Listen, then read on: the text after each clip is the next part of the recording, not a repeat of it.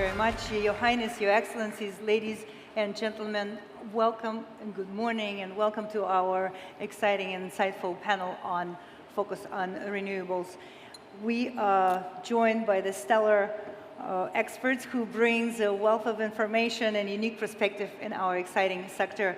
To set the stage, I'd like to invite you to give us a 30 seconds introduction about your company's focuses in our renewables sector. Andres? Thank you. So, Smart Energy is a private investment company out of Switzerland. We focus specifically in renewables, and we are fully vertically integrated across the various elements of the energy value chain. We are today specifically focused on green hydrogen and ESAF, and we are now based in ADGM. Thank you, ADGM. Hi, good afternoon, everyone. Thank you for hosting us and to my panelists. So, Vortex Energy is a private equity firm focused on energy transition. We're currently in launching our 5th fund.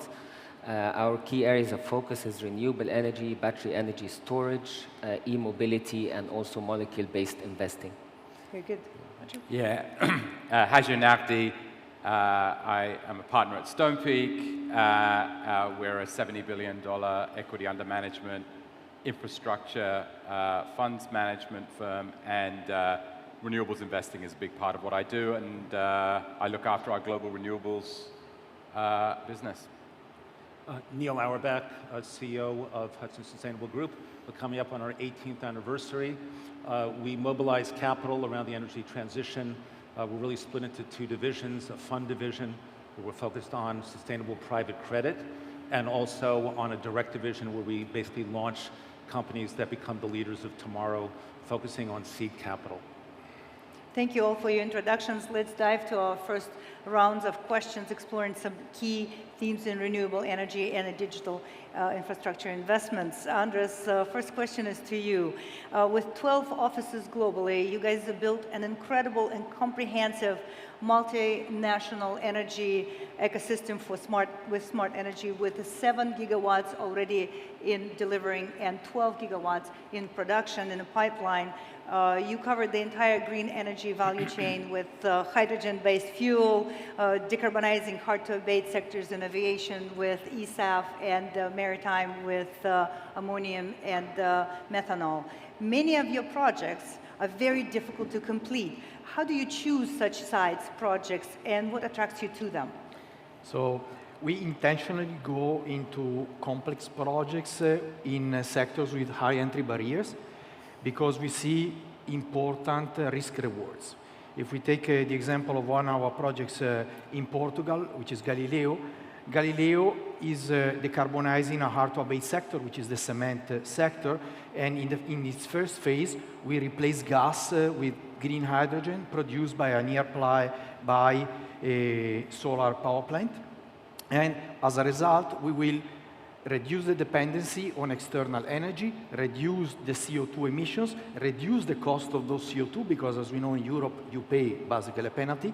And third, positioning cement as a new green product with a premium. In the second phase, Galileo will boost its hydrogen production, use the CO2 of the cement plant, and produce sustainable aviation fuels. As a result, this ecosystem will have energy independency, reduction of the CO2, reduction of the cost of the CO2, produce a product like green cement at a premium, and tapping into a very valuable sector, which is the aviation sector. So that's the way we handle risk and tapping into rewards. Wow, that's fantastic. Hajar, you are building also a very large scale, the largest offshore wind farm with about 2.6 gigawatts, with 176 locations and 13 megawatts turbines off the coast of Virginia in the United States, as much as I understand. With offshore winds gaining traction, but facing a supply chain bottlenecks, what roles do you see of the private investments in enhancing and manufacturing and logistics for that sector? And tell us about the imperative roles of the vessels, foundation, and the crewing and leasing and all that. And how do you mitigate the shortage to access supply of the such high-ticket items as a turbine installment vessels? Yeah, it's a really good question. That project encapsulates both the tremendous promise and opportunity that comes with scale offshore wind and also the challenges that you have to be aware of. So, you know, as Neil would know, we've lived for 2 decades with very stable load demand in the US. You know, we've been at sort of 4,000 terawatt hours per annum of electricity demand annually in the United States for 20 odd years with very small fluctuations. We're all of a sudden living in an era where we're going to see very significant load growth. And if you were to look at the graph showing load growth with Virginia and without Virginia, it's pretty different. And Virginia is the epicenter of what you're seeing in data centers. Offshore wind is reliable. It is interesting if you can get it right in terms of cost, and it can provide scale solutions. So the project we're building is going to provide something like 22% of Virginia's electricity needs. So it is critically important. It's been under development for a decade. We're now well into construction. But to your point, the supply chain and logistics challenges are really important to mitigate. And there are a couple of examples of how we think about it. The first on the supply chain is really understanding and appreciating the action is not just where the site is.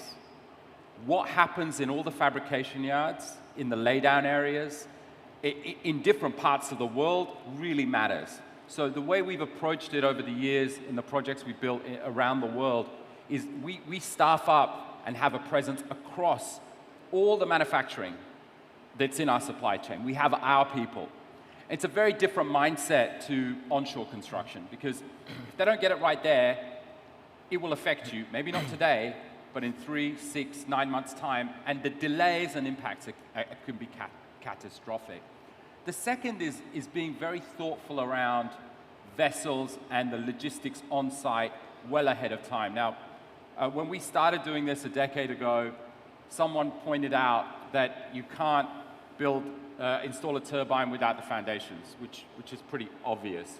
But I think the implications are really understanding the critical path and where the risk is. And for us, we spend a disproportionate amount of our time and energy around vessel logistics for the foundations. Once you have the foundations in, you have a lot of options, you have a lot of leverage.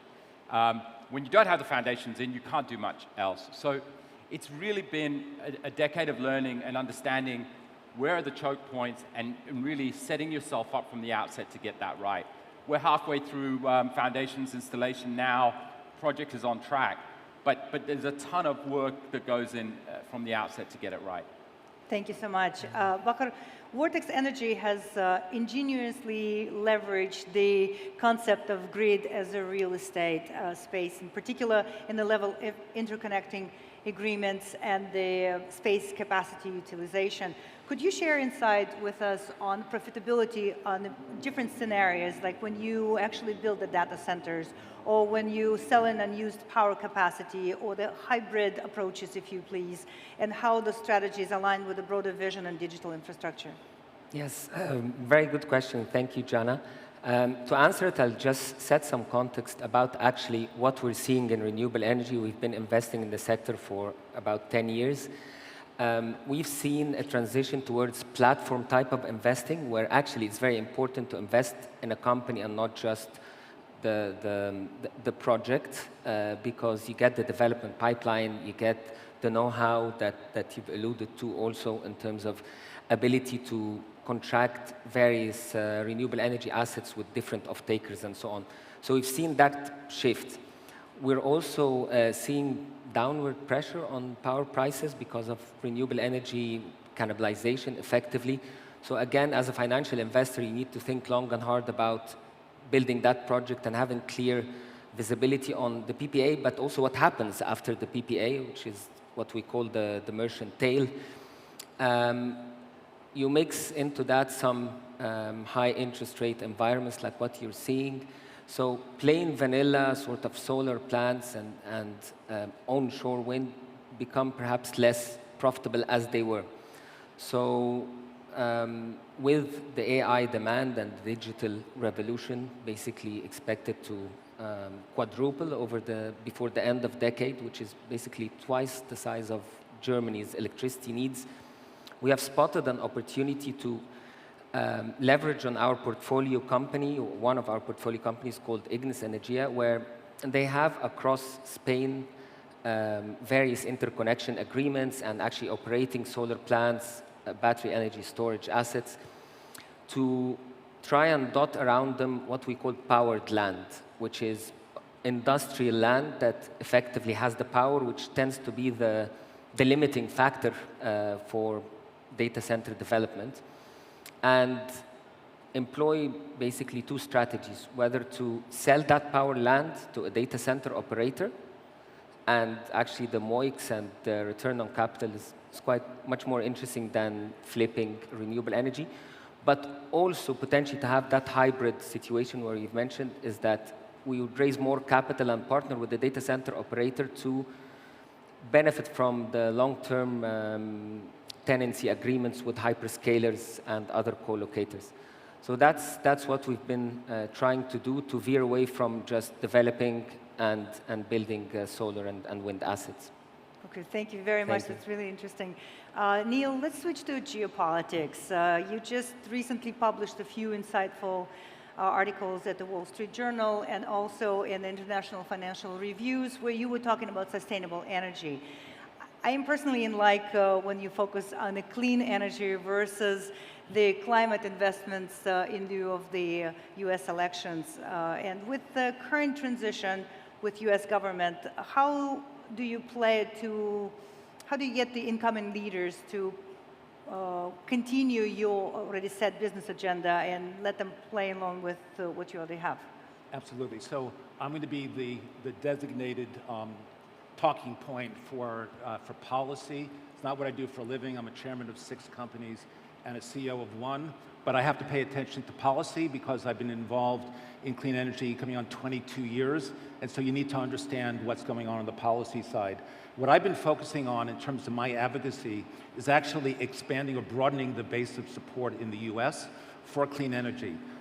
We all believe that the climate is extremely important, that climate change is a major problem, but that view is not shared broadly enough in the United States. There's still too much controversy about issues that we regard as settled, so we need to actually broaden the base. And right now, for the next 4 years, Republicans are in power. And so we need to understand how to play to that theme. And so that's an America First theme. It's an energy dominance, it's energy abundance, it's economic dominance. And clean energy fits perfectly into that for a couple of very important reasons. So the United States wants to actually become a manufacturing superpower again. It has fallen far behind. It needs to increase that amount of that part of the economy. In order to do that, you need clean energy. It's really a big part of the global manufacturing complex, so you need to make that investment. You also need more energy, period, because as Hodge pointed out, we're going to be actually in a period of electricity shortfall. And that is going to cause electricity price inflation, which is a major risk to Trump's agenda to basically get inflation under control. So all of the above becomes critical. And so those two themes, which is keeping energy prices low, which means you need all of the above on the electricity side, and you also need manufacturing, and therefore you need to bring the supply chain in the US. Actually, under Biden, all of that stage has been set. Trump needs to just take credit for it, and I believe that the stage is set for that to happen over the next 4 years. Very, very interesting. Staying in Americas, Andres, question to you. You just recently completed a very large-scale project of the solar park in Mexico with 828 megawatts and completed many other exciting large-scale projects in Portugal and other countries worldwide. So what technological advancements are the most critical that you find to accelerate the growth to deliver a large-scale clean energy assets in the next 5 years? So first of all, we are up to the next challenge because we are actually completing the development of probably the largest solar power plant in Europe, which will be based on the ring of Spain. And we have around 150 engineers in our company. We don't develop technology, but we really try to extract the maximum from technology. In general, as an engineer, I don't think we will see step changes in technology. What we will see is radical improvements on technology. If we look at solar and wind, as we all know, There will be improvements in efficiencies, improvements in performance, improvements in energy production that overall will improve the levelized cost of energy and therefore the economics of the projects over their lifetime. So that will remain and will continue. The second, I think, is energy storage will go mainstream. This is obvious, providing stability and robustness on the grid side, but also on the generation owner side, providing pricing, timing, and volume flexibility, and therefore also allowing to extract maximum value real time from the marketplace. Then hydro will go mainstream. Hydro will actually have a renaissance. Large hydropower plants with control systems and digitalization will have more flexibility and more reactiveness, and this will, of course, help the stability of the grid. And I think the third large trend that we will see from a technology point of view, I would say, is the green hydrogen and the derivatives really going mainstream. Hydrogen, the derivatives and hydrogen will then be able to penetrate in hard-to-abate sectors, as we all know, like heavy industries and transportation. And we are specifically focused on transportation in the maritime sector and in the aviation sector, because as I said before, we see important economies of scale, high entry barriers, and then extraction of value, being a front runner and playing as a front runner in sustainable aviation fuels. We believe that we will be able to extract value. Thank you so very much. Haj, next question is for you. The Stonepeak is the infrastructure-based firm. How do you addressing renewable energy storage as a critical component for your long-term investment strategies? And do you focus on the markets with capacity payments or contracted capacity-linked regimes? I know you are trying, or you're getting into the UAE and Saudi Arabian markets. And are you intended to be fixated in a particular subsectors? No, yeah, great question. I think Baka touched on it, which is you've got to really strip back what's going on and look at the underlying unit economics. And for us, there's a very broad investing canvas around energy storage. But a lot of it historically has been merchant in nature, where you draw power when energy prices are low and you discharge when energy prices are high. Now, the obvious point around that is the more batteries are built in a particular area, that arbitrage shrinks. So we take a very simple approach to underwriting renewable energy in general. So when we pull back everything that's going on in the company, we pull back all of the noise, when we look at the underlying unit economics, we want to get our capital back and a good chunk of our return from the contracted cash flows. So you zero out the merchant tail, you zero out repowering, you zero out all of the nice-to-have technological enhancements, you look at what you have, and if that math works, then it's an interesting situation, and you can build a strategy around it. Thank you very much. Bakr, you have the fifth fund, and your fourth fund was targeting both digital infrastructure and transportation sectors, particular EV chargers for fleets and buses. But what's the innovative strategies that you're employing to leverage the corporate and the government policy with fleet electrification? Thanks, Jana. I'll jump right into it, and I'll skip the macro part. So we have narrowed down the transport sector from our lens to really road transport, so not looking at other transport modes. And within that, we have even narrowed it one step further to look at fleets and buses, because to me that is a captive business, and it's driven by government policies, but also corporate action, where fleet operators and fleet owners, such as Amazon, for example, or DHL. In terms of strategies, we're working with one portfolio company, first of all, to work with their clients to reduce energy usage and improve efficiency from the charging. But also, we're working with them to become more of a charging as a service or vehicle as a service, where the client actually does not need to think at all about their electrification. Thank you very much. And Neil, briefly right here, let's talk back to IRAs and U.S. markets and U.S. Tax credits. In your words, if the President Biden was a policy and the President Trump, we assume, is a market-driven with a policy running in the back, something what Japan now adapting to, where do investors look for government assistance and how the adaptation of the new technology with the gap risks like hydrogen come to the market? Sure. Well, I think the big change under Trump is that he's going to sweep away all the mandates and will keep the carrots in place. So in a world of carrots and sticks, you're going to have all the carrots that you've had already in the IRA, which is the signature piece of legislation that came in effect 2 years ago, had lots of clean energy credits. In particular, for this crowd, for investors from this region, it's really helpful to know two things. First of all, tax credits are now transferable.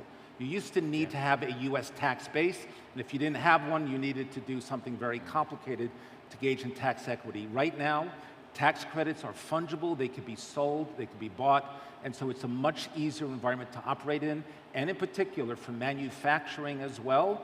There's also new tax credits. Just 48 hours ago, President Trump said, if you bring $1 billion, we'll basically roll out the red carpet for you. I think he's serious about that. I think it includes clean energy because he wants more manufacturing. This is now going to be a manufacturing-driven agenda in the US, and President Trump is the deal doer. Gentlemen, thank you very much for the insightful and fantastic panel. Also, we could see that engaging into renewables and infrastructure still bringing a little bit of problems and challenges, but the opportunity is so much greater. Please applaud to our panelists, Andres Sisaza, Haj Nagdi, Bakr Abdel Wahab, and Neil Auerbach. And thank you all for being here. I'm Yana Boyd. Enjoy the rest of the week at the IDFW.